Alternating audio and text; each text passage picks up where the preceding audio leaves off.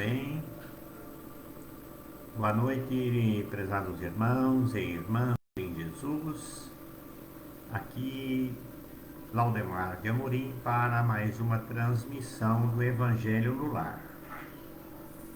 Normalmente eu faço essa transmissão através do Facebook, de outro Facebook. Eu tenho um Facebook empresarial e tenho este Facebook particular. Como fui bloqueado pelo Face por compartilhar palavras que são proibidas em relação à saúde, né? Eu estou utilizando este Facebook, né, para fazer essa transmissão. O Evangelho no Lar. Bom, primeiro eu preciso dizer que hoje é dia 19 de setembro, né? Já estamos no mês 9, mês de setembro. Neste domingo, são 22 horas e 59 minutos. Normalmente esta transmissão do Evangelho no Lar é realizada aos domingos nesse horário. O objetivo desta transmissão é para resgatar um compromisso com a espiritualidade amiga, com os mentores espirituais, com o objetivo de incentivar os nossos irmãos que eventualmente ainda não tenham a prática do Evangelho no Lar. Esta recomendação, ela está feita no nosso Evangelho segundo o Espiritismo, né? Que todo o Evangelho segundo o Espiritismo, ele contém no final dos capítulos,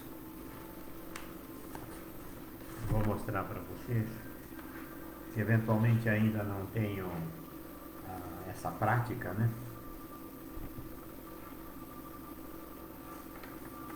Vocês podem ver, né? Evangelho no Lar, principais motivos para fazer o Evangelho no Lar.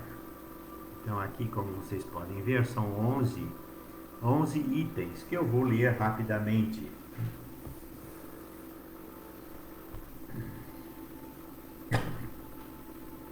Vocês podem disponibilizar um copo com água. Eu particularmente tomo água com própolis, solução aquosa, todo dia à noite antes de dormir, né? E se vocês disponibilizarem um copo com água, também a espiritualidade amiga se encarregará de fluir esta água com o medicamento, com a medicação necessária para cada um de nós, né? Cada um de nós tem necessidades específicas, né? E nossos anjos de guarda e os mentores espirituais, eles sabem mais do que nós, né, daquilo que necessitamos. E neste momento, com a permissão de Deus e de Jesus, os mentores espirituais que gozam da luz divina, que nos assistem e nos amparam pela misericórdia de Deus, se encarregarão de fluidificar as águas com os medicamentos necessários a cada um de nós que estiver nos acompanhando neste momento ou que vierem a acompanhar essa transmissão em algum outro momento. Bom, lendo então aqui os principais motivos para a prática do Evangelho no Lar, temos os seguintes tópicos. Estudar o Evangelho à luz da doutrina espírita, possibilitando assim sua melhor compreensão. Procurar viver esta vida segundo a vontade de Jesus, nosso Mestre. Criar nos lares o hábito saudável das reuniões evangélicas. Despertar o sentimento de fraternidade e união entre os participantes. Desfrutar de momentos de paz. Higienizar nosso lar com pensamentos e sentimentos elevados. Receber em nossas residências espíritos mensageiros do bem. Aprender e fixar os ensinamentos do Evangelho para oferecer a outras pessoas. Conseguir no lar e fora dele o fortalecimento necessário para enfrentar as dificuldades materiais e espirituais que surgem em nosso dia a dia.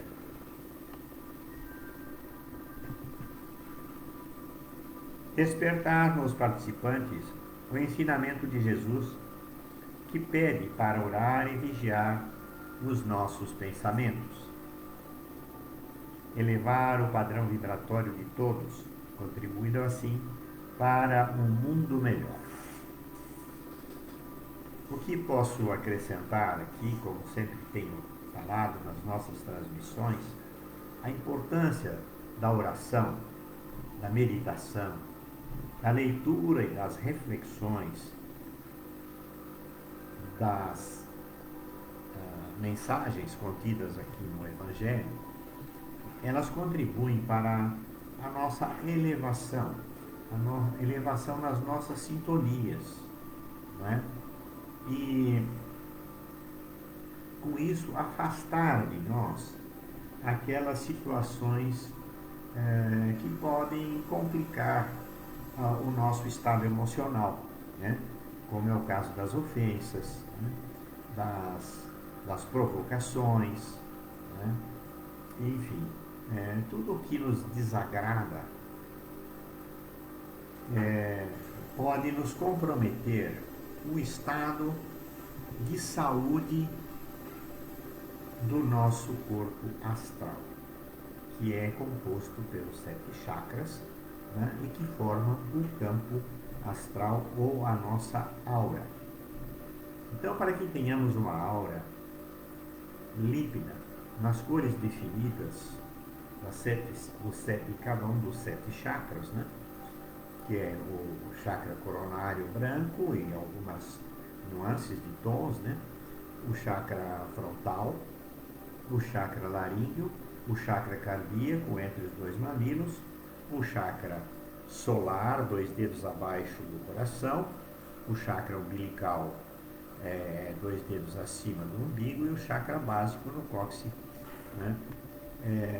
E as cores, respectivamente, branco, lilás, azul, verde, amarelo, laranja e vermelho. Muito bem. Quando nós elevamos a nossa sintonia, nós emanamos, nós produzimos energias que é chamado o sistema de medição das vibrações é por Hertz, né? Então, quando nós emanamos sentimentos, pensamentos positivos, nós atuamos como amor, fraternidade, caridade, perdão, com serenidade. Isso nos compaixão, né? Isso nos coloca num patamar vibratório positivo, e isso favorece o funcionamento do nosso chakra cardíaco, que abriga a nossa glândula timo, responsável pelo nosso sistema imunológico. Muito bem? Então, pode-se dizer que praticar o Evangelho no lar, fazer as leituras edificantes, meditações, preces, é um fator determinante da nossa saúde física, mental, energética e espiritual. Como se sabe, né, pelo estudo da doutrina espírita e pela física quântica também, que corrobora todos esses ensinamentos da doutrina espírita, né?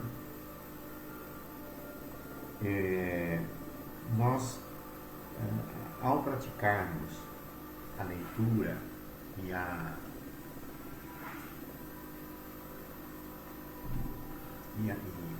adotarmos o Evangelho do lar, nós estaremos contribuindo para mantermos a nossa saúde energética, a nossa saúde do nosso chakra, do nosso corpo astral, da nossa aura, mas também iremos contribuir para a formação daquilo que se chama egrégora, né?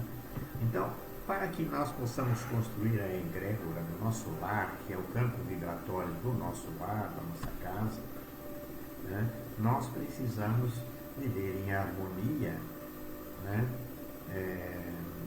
procurando manter uma disciplina, né, em termos da nossa fé religiosa, que pode ser qualquer religião, até porque o Evangelho segundo o Espiritismo, se vocês forem ler lá no início,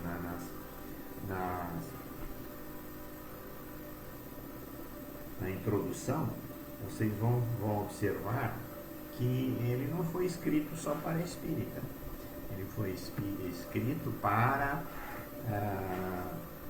todos aqueles que têm a percepção, né,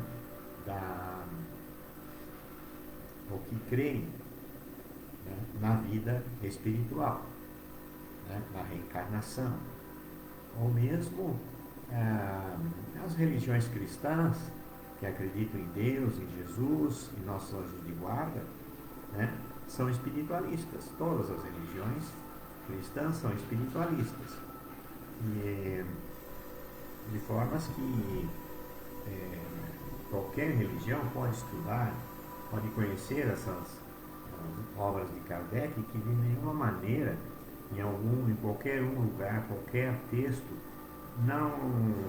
não se convida ninguém para se tornar espírita. As pessoas se transformam ou se adotam a doutrina espírita, que é uma ciência, uma filosofia. Muitos adotam como religião por uma questão de opção pessoal, né? Mas em nenhuma casa espírita, kardecista, vai se buscar, vai se convidar alguém para que se torne-se espírita. Até porque nem todos que frequentam a casa espírita são espíritas, né? Para ser espírita, essencialmente, é preciso ser cristão, no verdadeiro significado da palavra, né? Cristão quer dizer aquele que adota a filosofia, né, e os ensinamentos de Jesus na prática do seu dia a dia, né? Independente de se dizer dessa ou daquela religião. Ser cristão, né, é pôr em prática na sua própria vida, né, os ensinamentos de Jesus. O objetivo da doutrina espírita é auxiliar o ser humano a se autolibertar. Na casa espírita não se vai libertar ninguém destas situações. É certo que existem as reuniões de desobsessão que auxiliam através da doutrinação dos espíritos obsessores, e também se oferece a oportunidade do estudo, né, das obras de Kardec. Mas a transformação, ela não vem de fora para dentro, ela vem de dentro para fora, ou seja, nós buscarmos a nossa autossuperação, a nossa autolibertação. As obras de Kardec, em particular hoje estamos falando do Evangelho, ela nos auxilia a nos libertarmos das nossas imperfeições.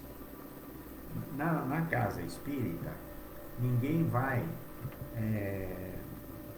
julgar, criticar ou condenar quem quer que seja, né? Por mais que a pessoa revele as suas dores, né, as suas situações, os trabalhadores das casas espíritas são orientados para não julgar, para não criticar, muito menos condenar.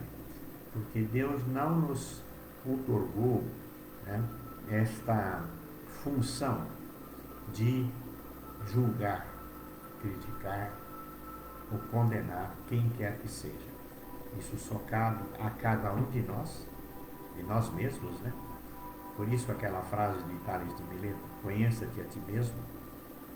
Se nós formos sinceros e buscarmos uma autoanálise e uma autocrítica, né, nós saberemos o que deveremos fazer, em que ponto nós deveremos melhorar a nossa conduta, né, com os nossos familiares, com os nossos filhos, com os nossos pais, com os nossos avós, com a nossa família, com os nossos amigos, companheiros de trabalho. E assim, prezados irmãos, o Evangelho segundo o Espiritismo é uma bênção, é uma dádiva divina, né, que nos ancora, que é a nossa âncora para nos libertarmos das nossas limitações. Como de praxe, vamos fazer uma leitura.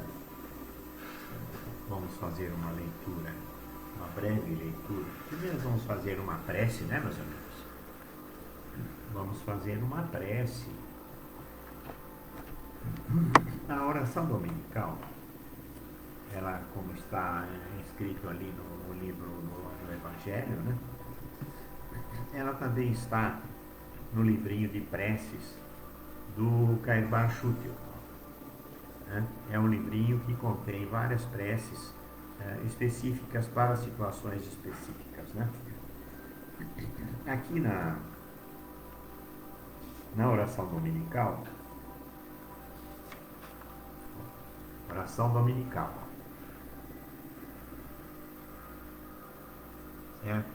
tem o prefácio, aqui tem as explicações e tem a prece propriamente dita, né? Que essa prece do Pai Nosso, né, ela está explicitada em 7 tópicos, que eu vou fazer a leitura, então, nesse instante. Pai nosso que estais nos céus, santificado seja o vosso nome. Acreditamos em vós, Senhor, porque tudo revela o vosso poder e a vossa bondade. A harmonia do universo testemunha uma sabedoria, uma prudência e uma previdência que excedem a todas as faculdades humanas. O nome de um ser soberanamente grande e sábio está inscrito em todas as obras da criação. Desde o mais insignificante arbusto e o mais diminuto inseto, até nos astros que se movem no espaço, por toda parte vemos a prova de uma solicitude paterna. Cego é aquele que vos não reconhece em vossas obras, orgulhoso aquele que vos não glorifica, ingrato o que vos não presta ação de graças. Venha a nós o vosso reino, que o reino de paz e de caridade instituído pelo vosso amado Filho Jesus Cristo se torne conhecido e obedecido por todos, para que cessem as maldades deste mundo. Que a inteligência e a razão humana se esclareçam à luz das divinas verdades e que são portadores dos vossos santos Espíritos. Para que a incredulidade desapareça da terra e todos possam reconhecer a vós como o único Deus verdadeiro e a Jesus Cristo, o Mestre soberano que vós enviastes. Seja feita a vossa vontade, assim na terra como no céu. Ajudai-nos a observar as vossas leis e submeter-nos sem murmurar aos decretos divinos, porque vós sois a fonte da sabedoria e do amor, e nós, criaturas inferiores, devemos satisfazer a vossa vontade. O pão nosso de cada dia nos dai hoje. Dai-nos o alimento material para entreter as forças do corpo, e o alimento espiritual para o desenvolvimento do nosso espírito. Dai-nos amor ao trabalho e ao trabalho material e ao trabalho espiritual, para não ficarmos estacionários na estrada da vida e para que possamos auxiliar aos necessitados com as nossas dádivas. Dai-nos, pois, Senhor, o pão nosso de cada dia, isto é, os meios de adquirirmos pelo trabalho as coisas necessárias à vida do corpo e à vida do espírito. Perdoai as nossas dívidas, assim como nós perdoamos aos nossos devedores. Perdoai as nossas ofensas, assim como nós perdoamos os nossos ofensores. Senhor, da caridade fizestes uma lei expressa para nós, e fora dessa lei não poderíamos reclamar a vossa indulgência.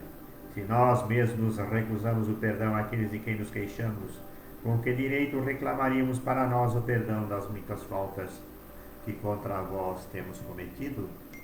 Se vos aprouver retirar-nos hoje mesmo deste mundo, permite que possamos nos apresentar perante vós, puros de toda animosidade, a exemplo do Cristo, cujas derradeiras palavras foram de indulgência pelos seus algozes. Não nos deixeis cair em tentação, mas livrai-nos do mal. Dai-nos forças para resistirmos às sugestões dos maus espíritos, que, tentando desviar-nos do caminho do bem, nos inspiram pensamentos maléficos.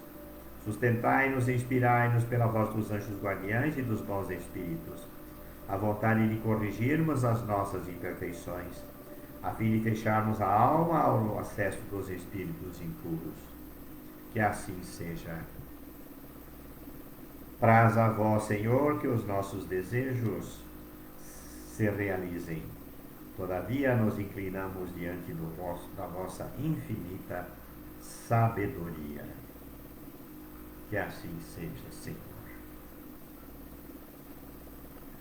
Prosseguindo então, prezados irmãos, vamos fazer uma leitura do Evangelho em alguma parte que vamos abrir aqui aleatoriamente. Abrimos o capítulo 11.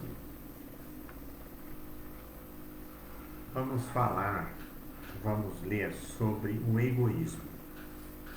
Vamos ver o que essa mensagem nos traz para este momento que estamos vivendo. É uma mensagem do Espírito Emmanuel, Paris, 1861.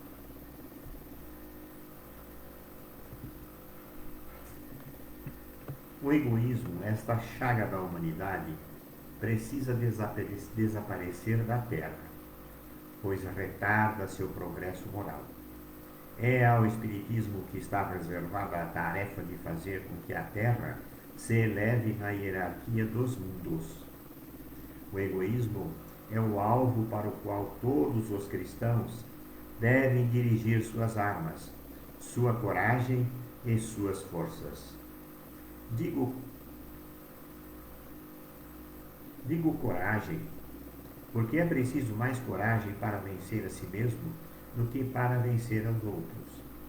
Que cada um empregue todos os esforços para combater seu próprio egoísmo, pois ele, sendo filho do orgulho, devora as inteligências e é o causador de todas as misérias terrenas. O egoísmo é a negação da caridade, sendo por isso mesmo o maior obstáculo à felicidade dos homens. Jesus deu o exemplo da caridade e Pôncio Pilatos o do egoísmo. Enquanto Jesus percorre as santas estações do seu martírio, Pilatos lava as mãos dizendo: "Que me importa?" E diz aos judeus: "Este homem é justo, por que querem crucificá-lo?" E, no entanto, deixa que o conduzam ao suplício. Se o cristianismo ainda não cumpriu sua missão por completo, é devido à luta que se trava entre a caridade e o egoísmo, pois este invadiu o coração humano como uma praga. Cabe aos espíritas a quem os espíritos superiores esclarecem a tarefa e o dever de destruir esse mal, dando ao cristianismo toda a sua força e retirando do caminho os obstáculos que impedem sua marcha.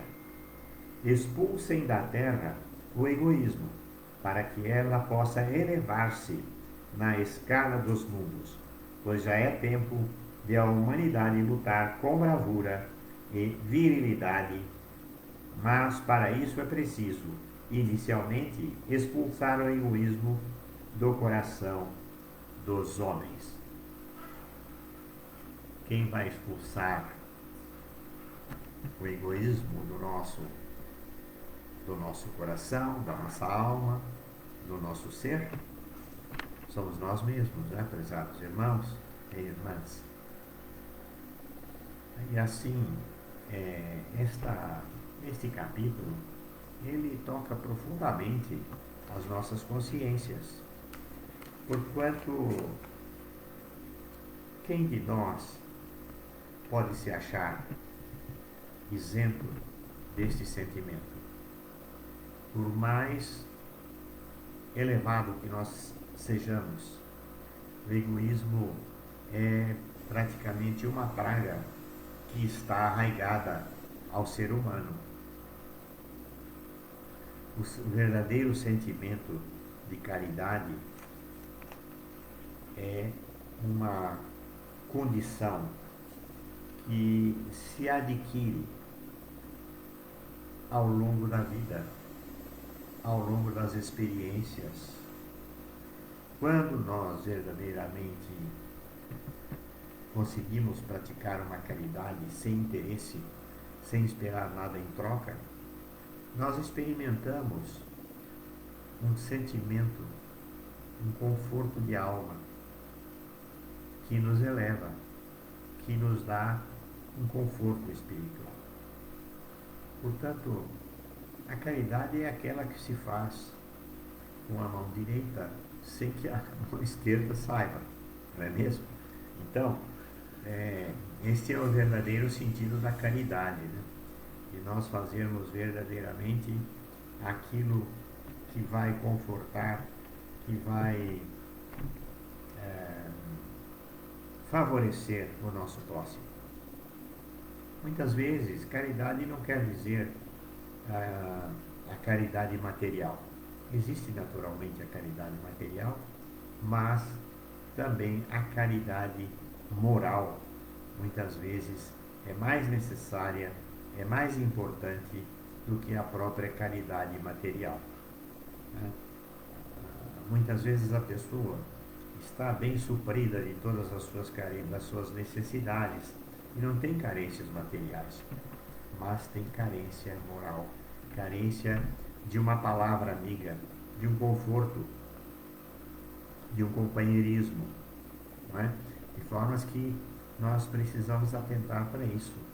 Fazer caridade não é só dar um prato de comida. Se der um prato de comida, procure conversar com a pessoa, né? Dar uma palavra, né? Uma palavra amiga de incentivo, né? Porque muitas vezes a caridade material, ela ofende as pessoas, né? Ela faz a pessoa que vai pedir um prato de comida ou pedir um auxílio, né, de ordem monetária ou de qualquer ordem, ela vai com constrangimento, né? É certo que existem os profissionais da mendicância, né? Mas isso não é problema de cada um de nós, né?